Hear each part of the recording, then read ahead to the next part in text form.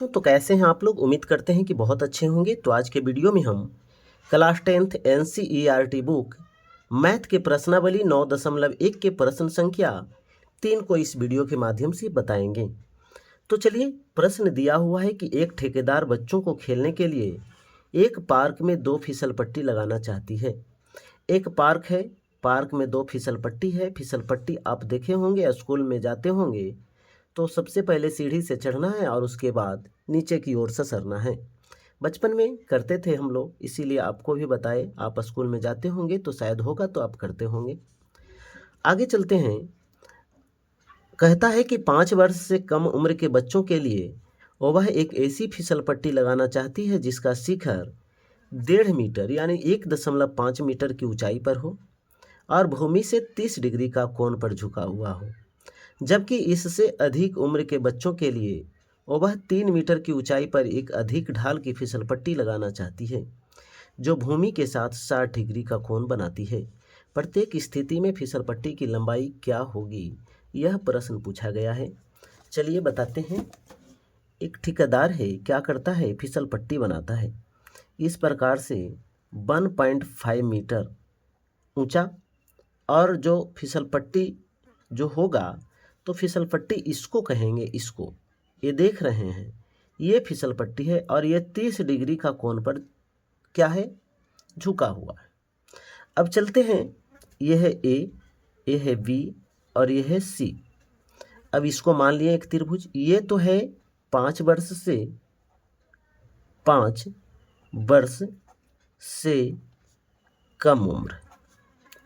कम उम्र के बच्चों के लिए है। अब आगे एक चित्र और बनाना है। ये है इस प्रकार से, और जो ये मुड़ा हुआ है, फिसलपट्टी की जो लंबाई है निकालनी है, और ये 3 मीटर ऊंचा दीवार है और यह 60 डिग्री के कोण पर झुका हुआ है। अब नाम रख देते हैं इसको PQR। इसमें देख सकते हैं B समकोण बनाए, इसमें Q समकोण बनाए। अब ये जो है 5 वर्ष से अधिक उम्र के बच्चों के लिए फिसलपट्टी है, 5 वर्ष से कम उम्र के बच्चों के लिए ये फिसलपट्टी है। अब चलिए सबसे पहले हल करते हैं। हल में सबसे पहले हम हल करेंगे 5 वर्ष से कम उम्र वाले बच्चों के लिए फिसल पट्टी की लंबाई बराबर कितना है, AC है। AC लिख देते हैं। अब AC लिख दिए। 5 वर्ष से कम उम्र वाले बच्चों के लिए फिसलपट्टी की लंबाई AC मान भी सकते हैं, इसको मान लिए, ठीक है। अब AC मान लिए तो AB दिया हुआ है। AB बराबर कितना है, तो AB दिया हुआ है 1.5 मीटर। अब आगे बताइए कि क्या दिया हुआ है, थीटा दिया हुआ है। थीटा कितना है, 30 डिग्री, हाँ 30 डिग्री। अब चलते हैं समकोण त्रिभुज ABC में। अब ABC में जब चलते हैं तो किसकी तुलना करना है, AB और AC की। तो क्या लिख सकते हैं, AB बटा AC बराबर बोला जाए तो AB क्या है, लंब, और बटा क्या है, कर्ण, ठीक है। चूँकि लंब बटा कर्ण कहा जाए, चूँकि लंब बटा कर्ण बोला जाए तो कौन से थीटा है, कहेंगे सर साइन थीटा है।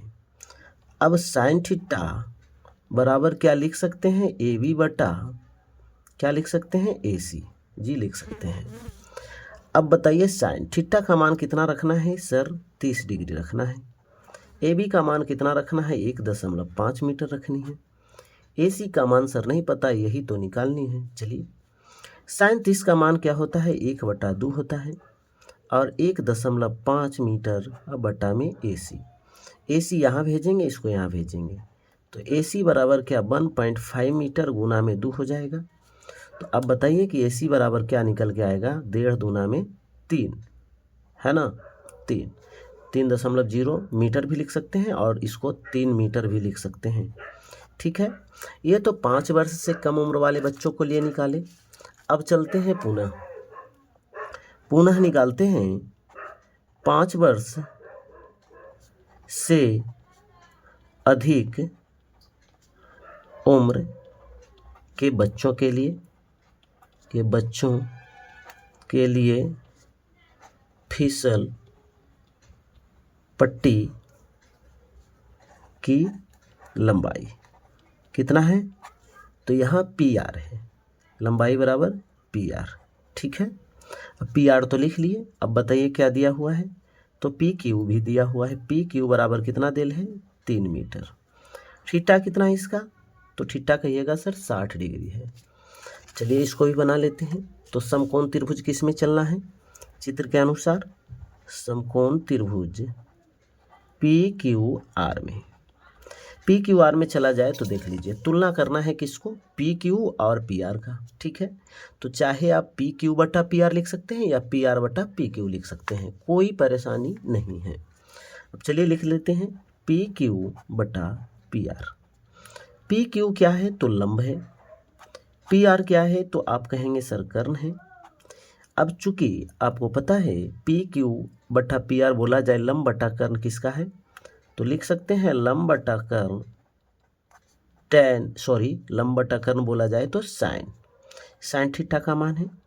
तो साइन थीटा का भी मान रख देते हैं 60 डिग्री, और बराबर में बोला जाए तो लंब कितना है? तो PQ अब बटा में PR। अब PQ के स्थान पर 3 मीटर भी लग सकते हैं और PR के स्थान पर PR छोड़ देते हैं। साइन 60 का मान होता है √3/2। होता है कि नहीं होता? जी सर होता है। अब √3/2 और यहाँ लिखेंगे 3 मीटर बटा PR को इससे गुना करो, इसको इससे गुना करो। √3 PR बराबर में 3 दूनी 6 मीटर। PR बराबर 6 मीटर बटा √3 मीटर। अब इतना भी आंसर दे सकता है। अगर इतना नहीं देगा तो आप PR बराबर 6 बटा √3 इसको परमेयीकरण कर सकते हैं। तो यहाँ लिखेंगे 6 √3 बटा 3, काटा जाए तो कितना होगा? 2 √3 मीटर। अंत में वही लिखना है कि अतः 5 वर्ष से कम उम्र के बच्चों के लिए फिसल पट्टी की लंबाई कितना आया? लंबाई 3 मीटर तथा 5 वर्ष से अधिक उम्र के बच्चों के लिए फिसल पट्टी की लंबाई बराबर कितना लिखेंगे? 2 √3 मीटर। आंसर हो जाएगा। यदि वीडियो समझ में आया है तो वीडियो को लाइक करें, दोस्तों को शेयर करें, चैनल को सब्सक्राइब करें। धन्यवाद।